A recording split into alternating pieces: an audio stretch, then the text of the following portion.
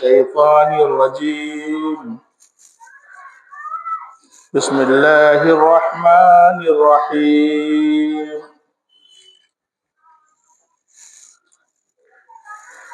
للرجال نصيب مما ترك الوالدان والأقربون وللنساء نصيب مما ترك الوالدان والأقربون مما قل منه أو كثر نصيبا مفروضا. وإذا حضر القسمة أولو القربى واليتامى والمساكين فارزقوهم منه وقولوا لهم قولا معروفا. وليخشى الذين لو تركوا من خلفهم ذرية ضعفا خافوا عليهم فليتقوا الله وليقولوا قولا سديدا. إن الذين يأكلون أموال اليتامى ظلما إنما يأكلون في بطونهم نارا وسيصلون سعيرا.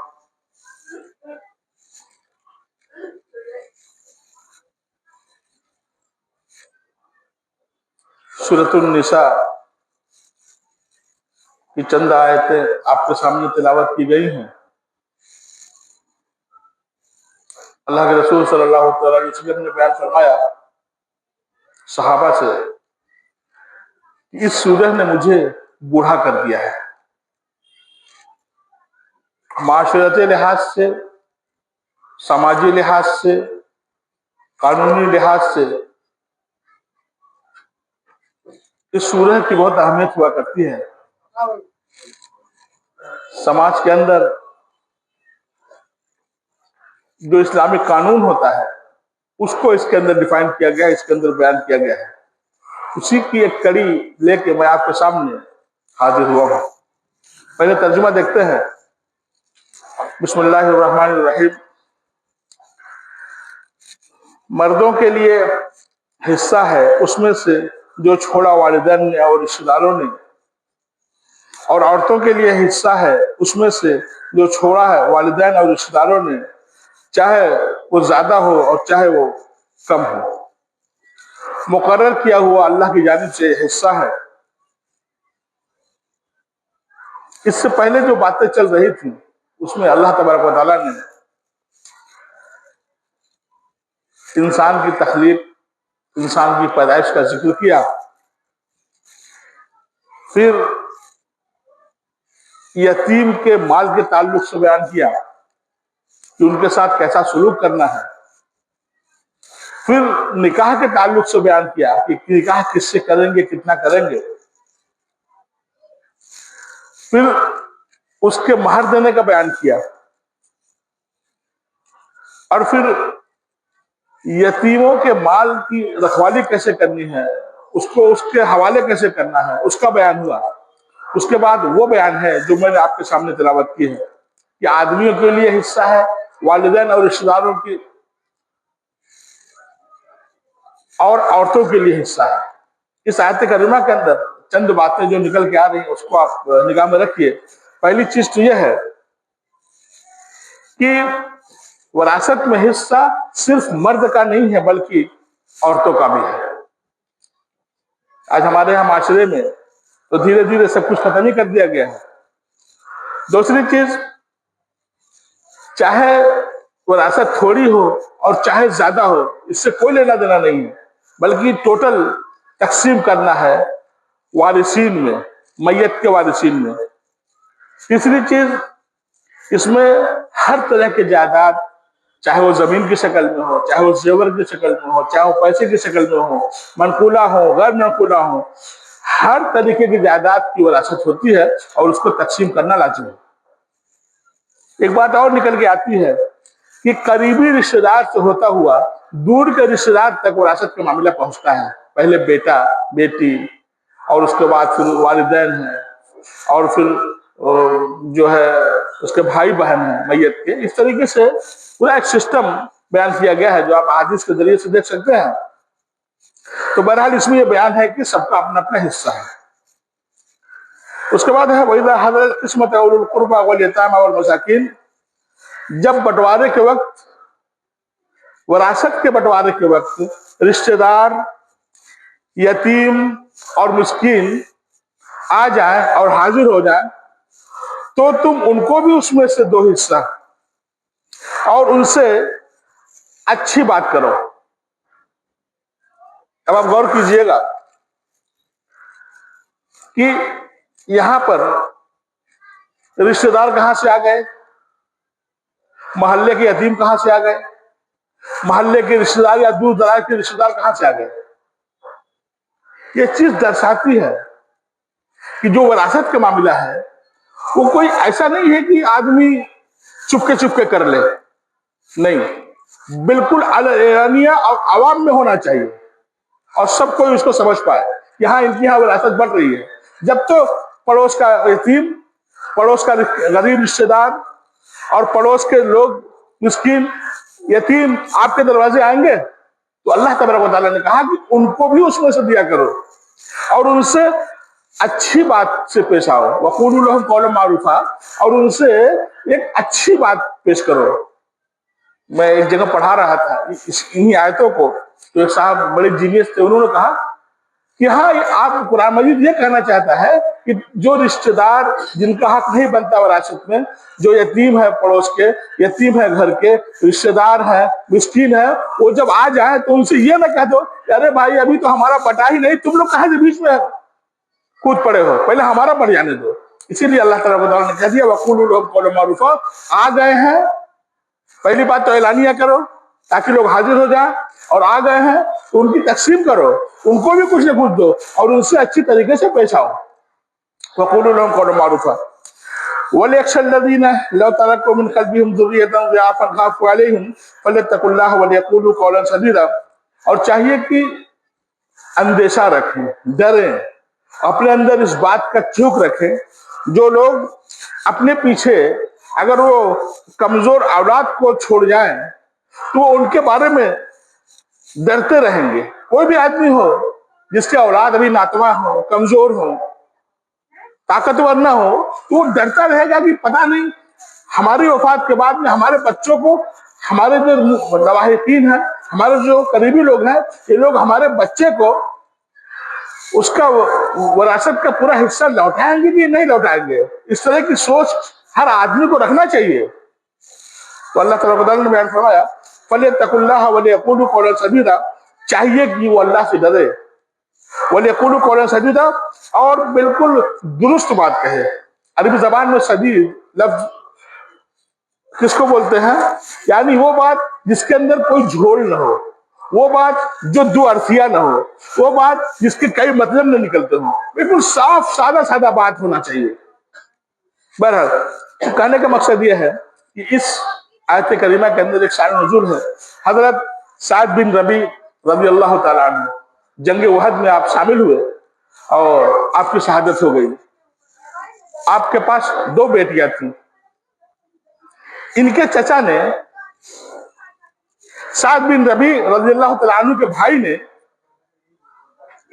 جائیداد کو سعد بن ربیع کے ہتھیا لیا اور اپنے قبضے میں لے لیا۔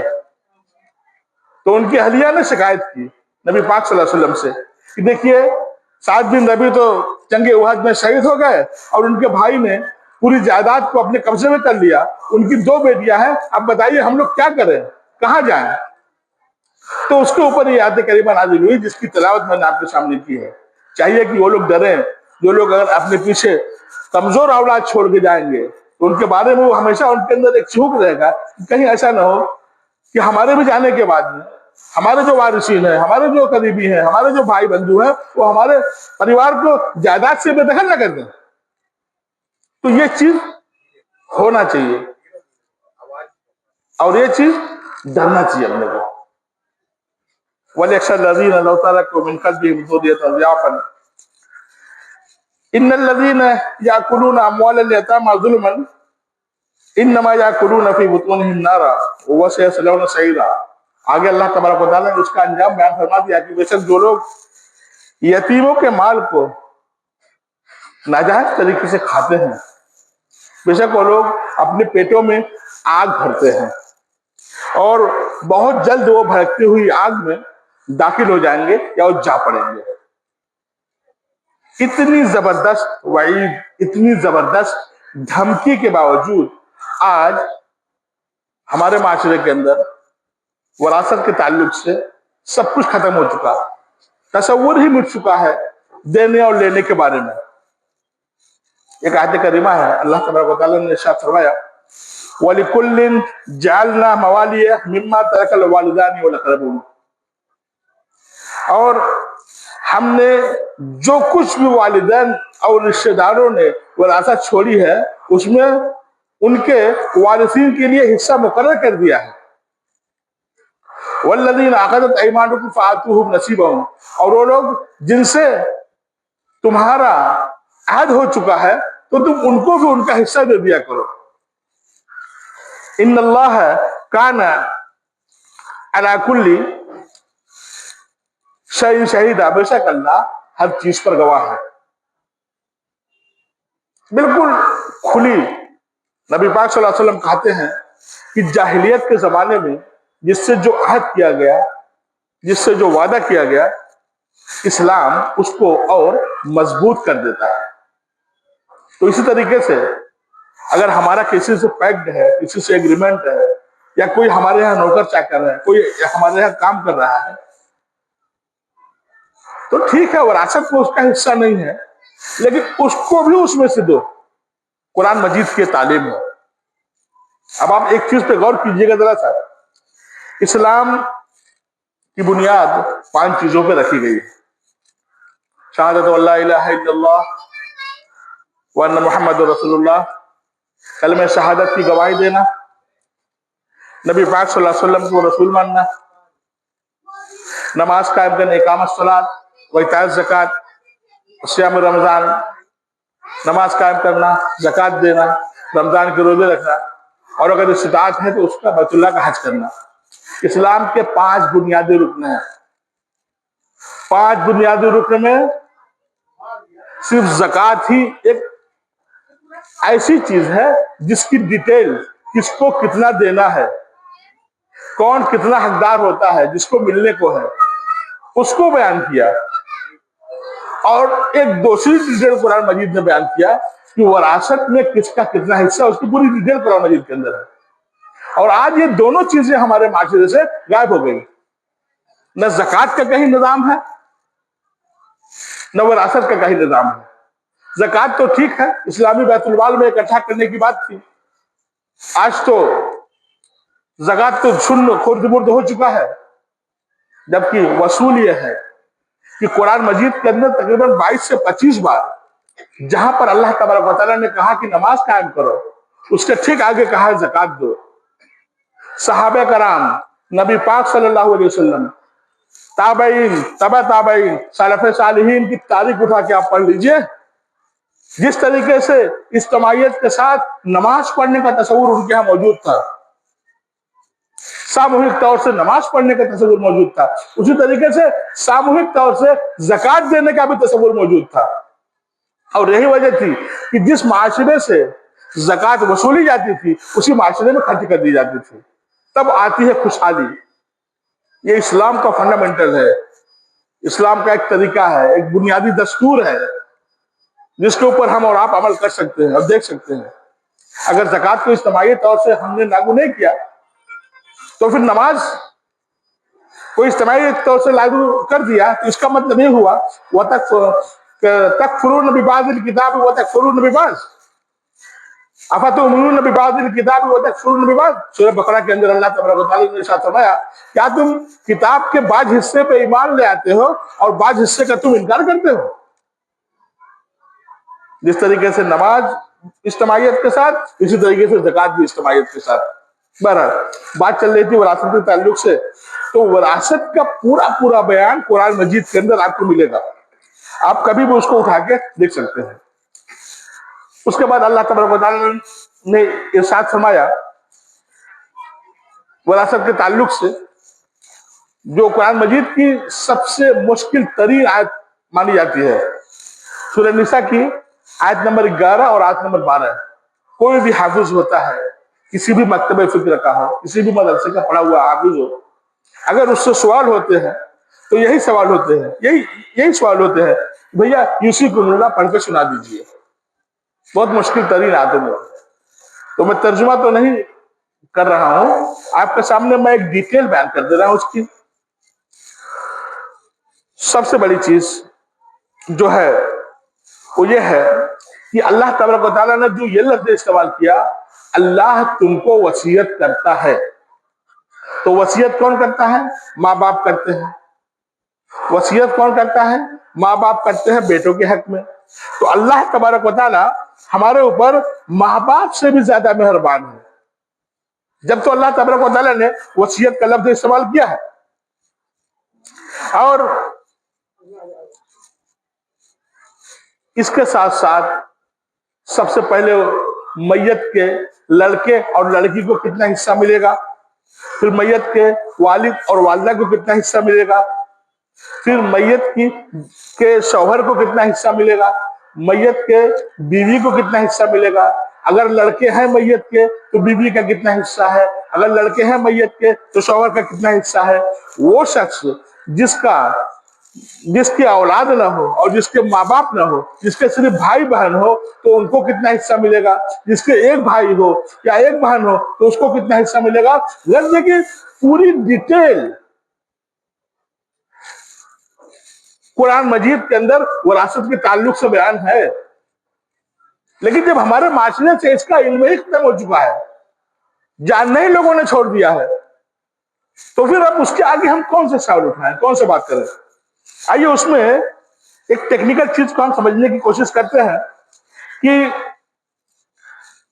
बार बार अल्लाह तबारक व तआला ने ये लफ्ज इस्तेमाल किया, ये वरासत उस वक्त बटेगी जबकि वसीयत को पूरा कर दिया जाए, या जो अगर कर्ज है तो कर्ज को पूरा किया जाए। वरासत का बंटवारा पैसे का, जायदाद का उसी वक्त होगा जबकि कर्ज और वसीयत को लागू कर दिया जाए। इसमें टेक्निकली चीज हम समझने की कोशिश करते हैं।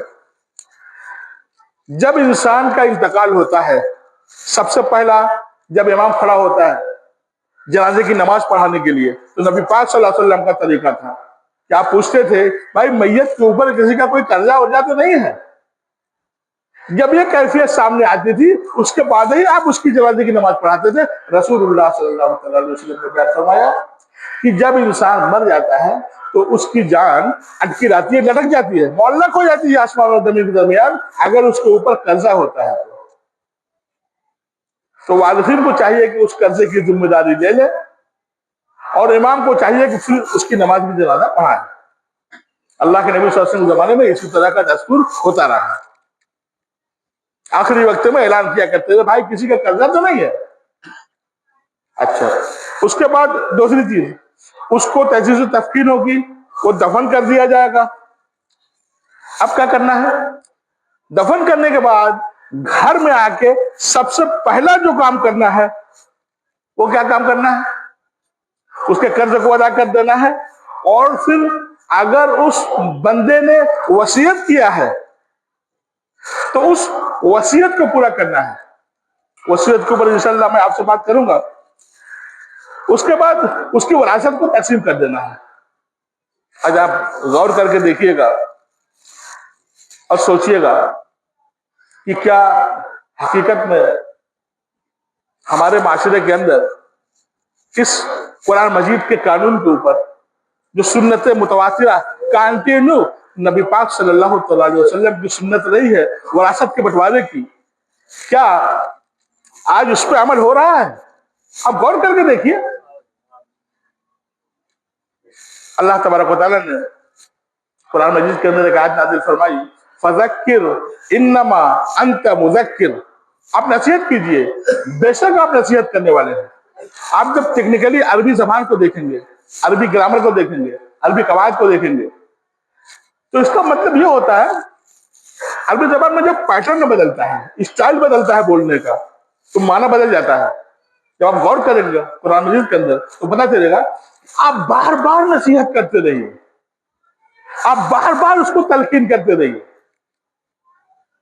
مسجد کا معاملہ ہے تو امام کی ذمہ داری ہے کہ بار بار وراثت کو, زکوٰۃ کو, توحید کو, رسالت کو, آخرت کو ریپیٹ کرتا رہے بار بار.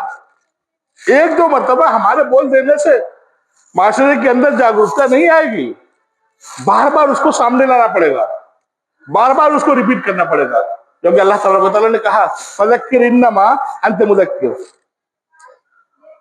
وراثت کا مسئلہ کیوں رکھا گیا, وصیت کا مسئلہ کیوں رکھا گیا؟ بھائی وصیت بھی ہے. دوسرے پارے کی آیت ہے, اللہ تبارک و تعالیٰ نے ارشاد فرمایا کتب علیکم اذا حضر احدکم الموت ان ترک خیرا الوصیۃ للوالدین والاقربین بالمعروف حقا علی المتقین. تمہارے اوپر فرض کر دیا گیا ہے وصیت کو لاگو کرنا یا وصیت کرنا اگر تم میں سے کسی نے مال اور جائیداد کو چھوڑا ہے. وصیت کرنا فرض کر دیا گیا ہے رشتہ داروں کے لیے, والدین کے لیے معروف طریقے سے دستور کے مطابق, اور یہ ذمہ داری ہے متقیوں پر.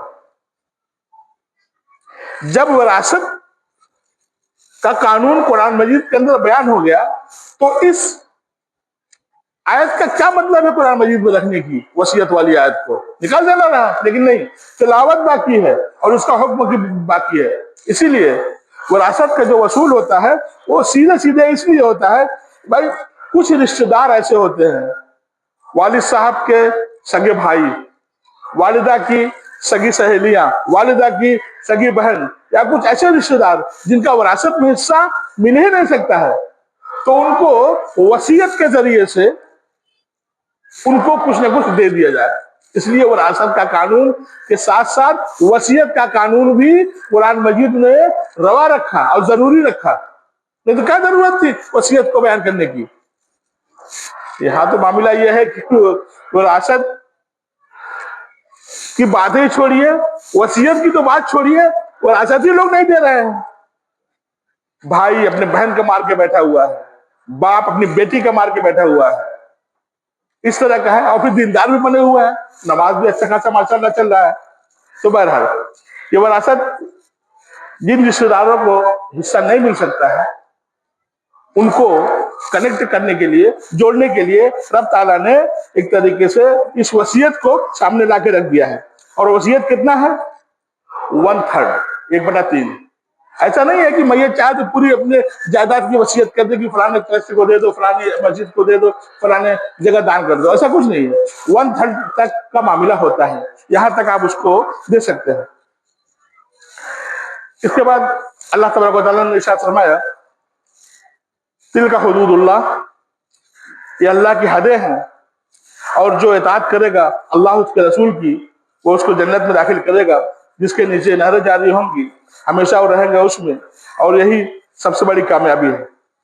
حضرت ابو ہریرہ رضی اللہ تعالیٰ عنہ بیان فرماتے ہیں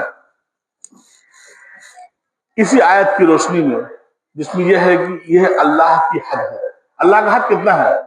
مفسرین بیان کرتے ہیں اللہ کا حد وہ ہے کہ جس کا جتنا حق ہے اس کو اتنا دے دیا جائے. یہی اللہ کا حق ہوتا ہے, جس کا جتنا حق ہے اس کو اتنا دے دیا جائے. ابو ہریرہ رضی اللہ تعالیٰ عنہ بیان کرتے ہیں آپ صلی اللہ علیہ وسلم نے بیان فرمایا کہ ایک آدمی 60 سال تک اللہ کی عبادت کرتا ہے, لیکن وصیت کو غلط کر کے اس میں کسی کو خسارہ اور گھاٹا دے دیتا ہے, اور پھر اس کے اوپر جہنم واجب ہو جاتی ہے. یہ اللہ کی حد ہے. تو 60 سال کی عبادت وراثت میں گڑبڑی کر دیا اس نے تو وہ سب کچھ ختم ہو گیا. تلک حدود اللہ ومن یعص اللہ ورسولہ ویتعد حدودہ یدخلہ, اور جو اللہ اور اس کے رسول کی نافرمانی کرے گا اور اس کے حدوں کو پار کرے گا وہ اس کو ایسی آگ میں داخل کرے گا جس میں وہ ہمیشہ رہیں گے, اور ان کے لیے رسوائی والا عذاب ہوگا. ترجمہ سے بات بالکل واضح ہو چکی ہے، لیکن میں چند باتیں آپ کے سامنے رکھنا چاہوں گا۔ ہمارے معاشرے کے اندر وراثت کے معاملے میں اللہ کی نافرمانی، معاشرے کے اندر وراثت کے معاملے میں اللہ کی نافرمانی، خدا کے خلاف، اللہ کے خلاف بغاوت کی حد تک پہنچ چکی ہے۔ یہود و نصارہ اپنے وراثت نہیں دیتے تھے اپنی بہن بیٹیوں کو، یہودی اور عیسائی اپنی بہن بیٹیوں کو وراثت نہیں دیتے تھے۔ ہندوستان، پاکستان، بنگلہ دیش میں بھی بہن بیٹیوں کا وراثت دینا عام رواج نہیں تھا۔ اسی طریقے سے وراثت کا مطلب حصے داری جو بہن بیٹی کا بنتا ہے، نہ یہودی اور عیسائی دیتے تھے، نہ ہندوستان، پاکستان، بنگلہ دیش کے لوگ دیتے تھے۔ حصے داری جو باپ کے حصے میں نکل رہی ہے۔ اور دیکھیے ایک بڑی مزے کی بات، اللہ تبارک و تعالیٰ نے ارشاد فرمایا غیر المغضوب علیہم ولا الضالین، اللہ تبارک و تعالیٰ تو ہمیں ان لوگوں کے راستے پہ چلنے سے بچا لینا جس پر تیرا غضب گرا ہے، ان لوگوں کے راستے میں چلنے سے بچا لینا جس پہ تیرا غضب گرا ہے۔ بتائیے آپ، ایک طرف ہم یہ دعا کرتے ہیں اور پھر یہ دعا کرتے ہیں کہ اللہ تبارک و تعالیٰ ہمیں ان لوگوں کے راستے سے بھی چلنے سے بچا لینا جو گمراہ ہو چکے ہیں، پہلے جس پہ تیرا غضب گرا، جس پہ جو گمراہ ہو چکے ہیں۔ یہودی اور عیسائی، اس سے مراد علماء کرام لیتے ہیں، لیکن آج آپ دیکھیے یہی کام تو وہ نہیں کرتے تھے، حصے داری اپنے بہن بیٹیوں کو وہی تو نہیں دیتے تھے، اب کیا آج ہم دے رہے ہیں؟ تو ان کے اوپر اللہ کا غضب گرے اور ہمارے اوپر پھول گرے، یہ دونوں کہاں سے ایک جیسا ہو جائے گا؟ غور کر کے دیکھیے گا نا۔ اب برابر ڈیلی ہم لوگ ہر نماز کے ہر رکعت میں غیر المغضوب علیہم ولا الضالین کا ورد کرتے رہتے ہیں۔ سوچنے کی ضرورت ہے، اس میں کوئی ایسی بات نہیں ہے جو ہر آدمی اس کو پکڑ لے۔ حصے داری کی بات چل رہی ہے جس کو ہم وراثت برابر بول رہے تھے، بہن بیٹیوں کا حصہ۔ غضب کی بات یہ ہے کہ رسول اللہ صلی اللہ تعالی علیہ وسلم نے ارشاد فرمایا دو خاص علم کی طرف آپ نے امت مسلمہ کی توجہ کی ہے، دو علم کی طرف، اور حدیث کے اندر بالکل کھوئی ہوئی حدیث ہے۔ آپ نے سنا ہوگا آپ صلی اللہ علیہ وسلم نے کہا کہ تمہیں سب سے خیر من تعلم القرآن وعلمہ، تمہیں سب سے بہترین آدمی وہ ہے جو قرآن سیکھے اور اس کو سکھائے۔ تو آپ صلی اللہ علیہ وسلم نے مختلف احادیث کے اندر قرآن کے علم کو لوگوں تک پہنچانے کے لیے موٹیویشن کیا ہے، رغبت دلائی ہے، شوق دلایا ہے۔ ایک اور علم ہے جس کی طرف آپ نے لوگوں کو شوق دلایا ہے، وہ کون سا علم ہے؟ اللہ کے رسول صلی اللہ علیہ وسلم نے ارشاد فرمایا، ابو داؤد کی حدیث ہے، حدیث نمبر ہے 2885 2885۔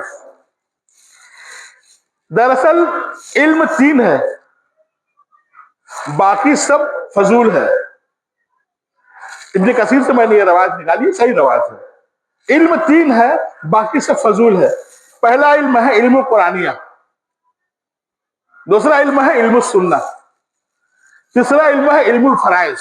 علم الفرائض مطلب وراثت کے حصے داری کی تقسیم، بہن کو کتنا ملے گا، بیٹی کو کتنا ملے گا، مطلب کتنا کس کو ملے گا، وراثت کی حصے داری کی تقسیم، جائیداد کی حصے داری کی تقسیم۔ تو تین علم، دو علم کی طرف آپ نے توجہ دلائی، ایک قرآن مجید کا تھا اور آپ نے کہا کہ علم تین ہے، باقی سب فضول ہے۔ قرآن کا علم ہے، سنت کا علم ہے اور وراثت کے حصے داری کا علم ہے۔ آج ہمارے معاشرے سے قرآن کا علم کتنا ہے اس کو تو ہم کبھی بعد میں بات کر لیں گے۔ اپنے محلے کی گلیوں میں آپ نکل کے دیکھ لیجئے کہ کتنے لوگوں کا ناظرہ قرآن مجید کا ختم ہوا بے سمجھے، سمجھ کے پڑھنے کی تو بات کی بات ہے، اور وراثت کا تو چرچا ہی نہیں ہوتا ہے۔ جبکہ قرآن مجید نے بیان دیا کہ جب وراثت کی حصے داری کا معاملہ آئے تو یتیم بھی آئیں گے، رشتہ دار بھی آئیں گے، مسکین بھی آئیں گے، ان کو کیسے اطلاع مل جائے گی، ان کو کیسے خبر مل جائے گی؟ खबर देना पड़ेगा आपको, लोगों को बताना पड़ेगा कि फलाने के यहाँ मैयत हुई है, उसकी उसकी हिस्सेदारी बांटी जा रही है, उसके वर्षाओं में उसकी बहन आई है, हुई उसके बेटे आए हुए हैं। नमाज जनाजा के बाद में सबसे पहले इसी को अदा करना है।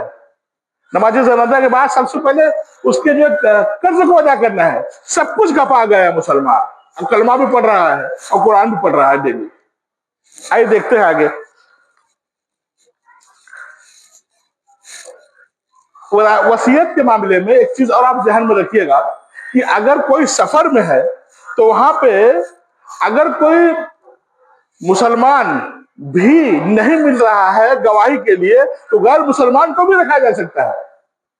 मतलब कितनी जबरदस्त कानूनी तौर से अल्लाह तबारक व तआला ने इंसानों के लिए सब कुछ दे दिया है कि अगर नहीं मिल रहा है कलमा पढ़ने वाला मस्जिद के अंदर तो बाहर से पकड़ के ला, उसको बैठा के जो है कि वसीयत का कानून लिखवा लो और वरासत का कानून लिखवा लो, सबकी हिस्सेदारी मुकर्रर जो है उसको सामने ला के रख दो। यहां तक बयान है। ऐसा क्यों बयान है? आइए देखते हैं। इब्न माजा की रवायत है, हदीस नंबर 2819 है। अल्लाह के रसूल सल्लल्लाहु अलैहि वसल्लम ने इरशाद फरमाया, अल्लिमुल फराइज, वरासत की हिस्सेदारी को तुम सीख लो। फराइज बोलते हैं अरबी, फुरूज बोलते हैं, इल्मुल फुरूज बोलते हैं अरबी ज़बान में। वरासत के हिस्सेदारी को तुम लोग सीख लो और एक दूसरे को सिखाओ। सीखो और सिखाओ। आज तो न सीखने का रवाज है और न सिखाने का रवाज है। आप सल्लल्लाहु अलैहि वसल्लम ने आगे बयान फरमाया कि यही चीज आधा इल्म है। आधा तो जिंदगी में होता है, आधा मरने के बाद होता है। और उम्मत के अंदर से पहली चीज जो उम्मत मुसलमान से छीनी जाएगी, उम्मत के अंदर पहली चीज जो उम्मत मुसलमान से, जिस इल्म को मुसलमानों से उम्मत से छीनी जाएगी, वो यही वरासत का इल्म होगा। अब आप गौर करके देख लीजिएगा, क्या इतना बड़ा माशरा हमारा होता है, कहीं पर भी वरासत का कोई चर्चा होता है?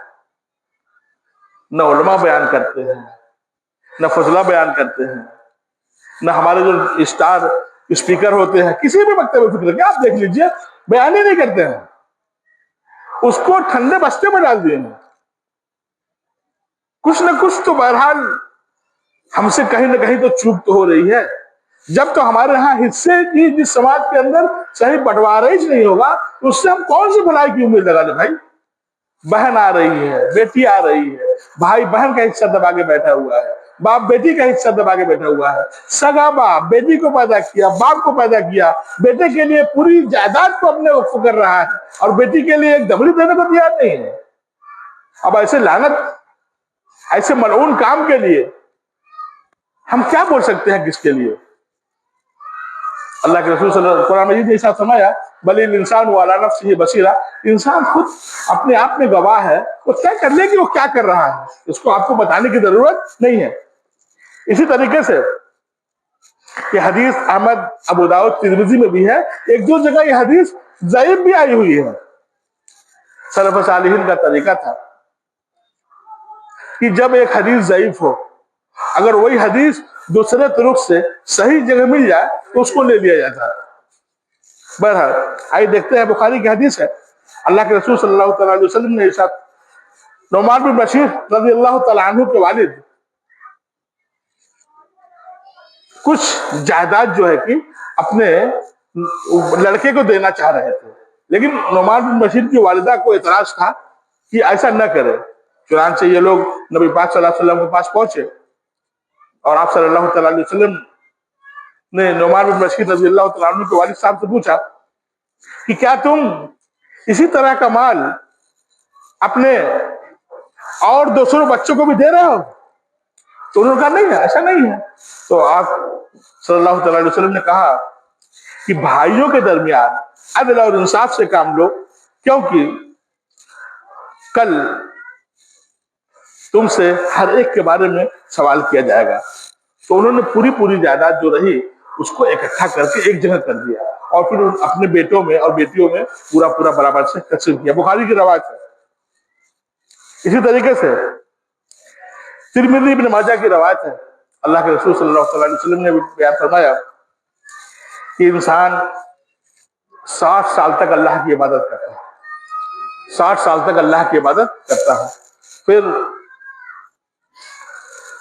आगे चल के वो एक गलत वसीयत कर देता है और फिर इससे उसके जिम्मेदारों को, जिसका हक होता है, उसको तकलीफ पहुंचता है। अंजाम ये होता है कि उस पर जहन्नम वाजिब हो जाता है। इससे बड़ी वईद, इससे बड़ी धमकी और क्या होगी। इंसान 60 साल तक इबादत किया, एक चूक किया, वो भी चूक खुला हुआ, कौन सा चूक रहा, विरासत का चूक रहा, हिस्सेदारी का चूक रहा, बहन बेटी के हक मारने का चूक रहा और जहन्नम में चला गया। इसी तरीके से एक दूसरी हदीस है इब्न माजा की 2704 नंबर हदीस है, तिरमिजी में भी हदीस है, मुस्नद अहमद में भी है। अल्लाह के रसूल सल्लल्लाहु अलैहि वसल्लम ने बयान फरमाया कि एक इंसान 70 साल तक, वहां 60 था, यहाँ 70 है, 70 साल तक नेकी करता रहता है, लेकिन जब वसीयत का वक्त आता है तो वसीयत करने में एक दूसरे के ऊपर जुल्म कर बैठता है, तो उसका खात्मा बुरे अमाल पर होता है और वो जहन्नम में डाल दिया जाता है। इसी तरीके से आपने बयान फरमाया कि एक आदमी 70 साल तक अनाप शनाप गलत सही काम करता रहता है, 70 साल तक, लेकिन जब वसीयत की बारी आती है तो वो नंबर 1 का बंटवारा करता है अपने परिवार के अंदर, सबसे बेहतरीन बंटवारा करता है। तो एक उसके एक इस इबादत की वजह से, उसके एक अदल और इंसाफ की वजह से उसको जन्नत में दाखिल कर दिया जाता है। तो बिल्कुल सही हदीस है। इसी तरीके से अल्लाह के रसूल सल्लल्लाहु अलैहि वसल्लम ने बयान फरमाया कि जिसके पास उसके भाई का कोई हक है तो चाहिए कि उस हक को वो अदा कर दे। जिसके पास उसके भाई की कोई इज्जत है, चाहिए कि वो उसको अदा कर दे। एक जगह हक है और फिर उसके आगे इज्जत है, इससे पहले कि दिनार और दिरहम खत्म हो जाए। वरना अगर वो उसका हक नहीं देता है तो उसका अंजाम ये होगा कि उसके जो भी इबादतें रहेंगी वो उसके भाई के खाते में डाल दी जाएंगी और उसके अमाल खत्म हो जाएंगे और उस पर जहन्नम वाजिब हो जाएगी और जन्नत हराम हो जाएगी। बिल्कुल साफ वाज़ेह है। इसी तरीके से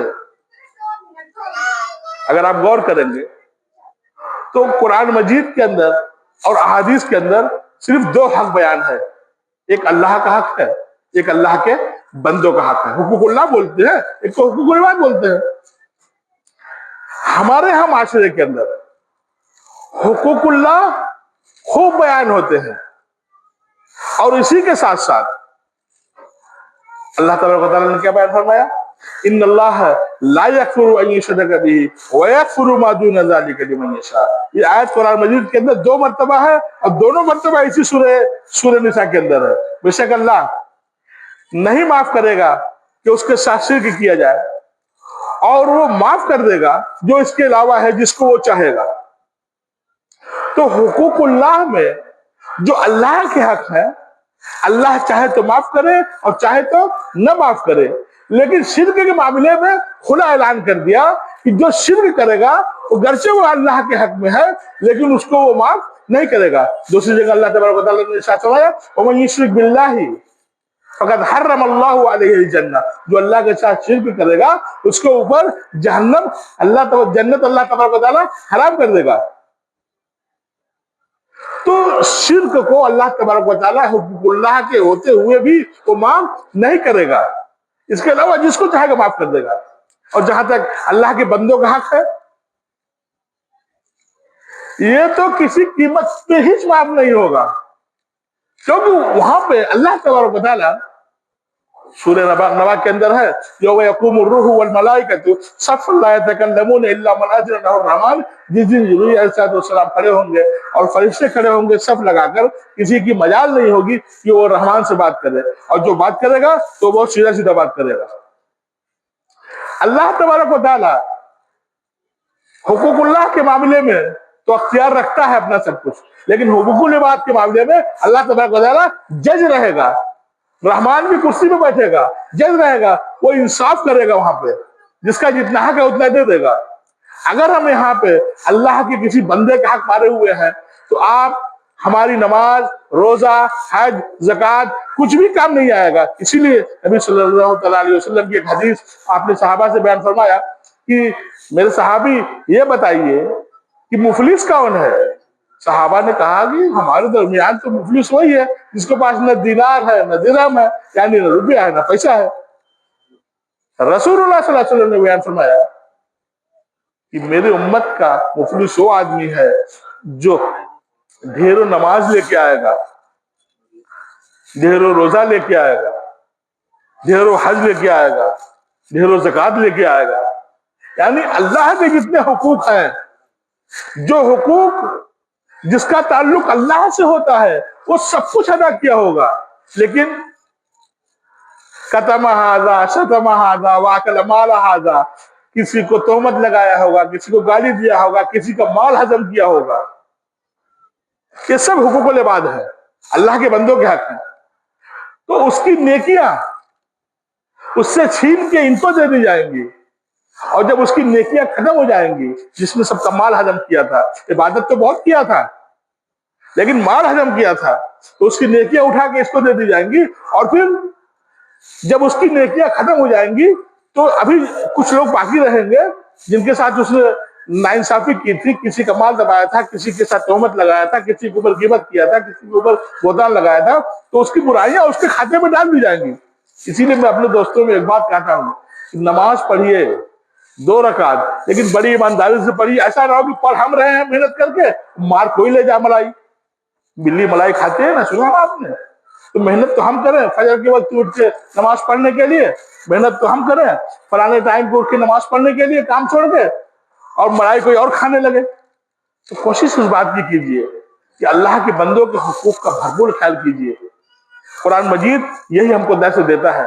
اور 3 مقامات پہ 2 جگہ وصیت کا حکم دیا، 2 جگہ اسی لیے دیا ہے کہ وراثت کے حصے داری سے جو لوگ محروم رہ جائیں، اگر وہ قریبی رشتے دار ہیں، باپ کے بھائی، میں نے بتایا اماں کے سہیلی، اماں کی بہن، یا اور کوئی یتیم پڑوسی ہو سکتا ہے، گھر کا کوئی یتیم ہو سکتا ہے، اس کا تو وراثت میں حصے داری نہیں ہوتی نا. تو کم از کم وصیت کے ذریعے سے اس کو کچھ پیسہ مل جائے. اور وراثت کا پورا معاملہ 2 آیت کے اندر اللہ تبارک و تعالیٰ نے بیان فرما دیا ہے. پوری تفصیل ہے، پوری ڈیٹیل ہے. میں اللہ تبارک و تعالیٰ سے دعا کرتا ہوں اور آپ لوگوں سے امید رکھتا ہوں کہ آپ لوگ انشاءاللہ ضرور وراثت کے معاملے کو اپنی طرف لائیں گے. یہ تو بالکل صحیح ہے. آپ اس کو ذہن میں رکھیے گا کہ بچیوں کو جہیز دینے کی بات کرتے ہیں ہم لوگ. جہیز یہ اسلام کا نہیں ہے، یہ غیر مسلمانوں کا ہے. یہودی و عیسائی، کفار و مشرکین کا طریقہ رہ دینا. بیٹی کو کنیا دان کا حساب ہوتا ہے ان کے ہاں. تو جہیز دینا، باراتی کا کھانا کھلانا، یہ سب اسلام میں نہیں ہے، نبی صلی اللہ علیہ وسلم کی سنت میں نہیں ہے. لیکن بیٹی کا وراثت میں حصہ دینا یہ ضروری ہے. اسی طریقے سے کچھ لوگ کہتے ہیں، بھائی لوگ کہتے ہیں خاص طور سے بہنوں کے، کیا ہوا ہم نے تو اتنے روپیہ اس کے بارات میں خرچہ کیا اور اس کو ہم نے اتنا دہیج دیا تھا تو اس کا ہو گیا، تجھے کس نے اختیار دیا کہ اپنے بہن کے تو وراثت کے حصے داری کو تو اس کے بارات میں لوٹا اور تو اس کو دہیج میں دے؟ بھائی تیرے کو دینا ہے تو سب کچھ دے، اپنی طرف سے دے. اپنے بہن کی وراثت کے حصے داری سے تو دے رہا ہے، تو باراتی کو کھانا کھلا رہا ہے. عجیب معاملہ اس کو ہم لوگوں کا. ذرا سوچ کے دے دیکھیے آپ، کس نے حق دے دیا آپ کو؟ کس نے آپ کو کہہ دیا کہ آپ جو ہے کہ بارات لائیے اور کھانا کھلائیے باراتی کو اور جہیز دیجیے؟ یہ تو غیر شرعی کام ہے. شریعت میں تو اس کی گنجائش نہیں ہے. آپ اپنے جیب کے پاکٹ منی سے کیجیے. اس بہن کا حصہ سے کیوں کر رہے ہو؟ اس بہن کو اس کا حصہ دیجیے. آج معاشرے میں ایسا چل رہا ہے. انشاءاللہ اگر کبھی ضرورت پڑی تو میں آپ کو بتاؤں گا کہ یہ کس کی رسم ہے، کہاں سے آئی ہے، کیسے دی جاتی ہے. میں اللہ تبارک و تعالیٰ سے دعا کرتا ہوں کہ اللہ تبارک و تعالیٰ ہم تمام لوگوں کو وراثت کو سیکھنے کی توفیق عطا فرمائے. اقول قولی ھذا واستغفر اللہ لی ولسائر المسلمین واستغفروہ انہ هو الغفور الرحیم انہ تعالی جواد کریم ملک بر رؤوف رحیم.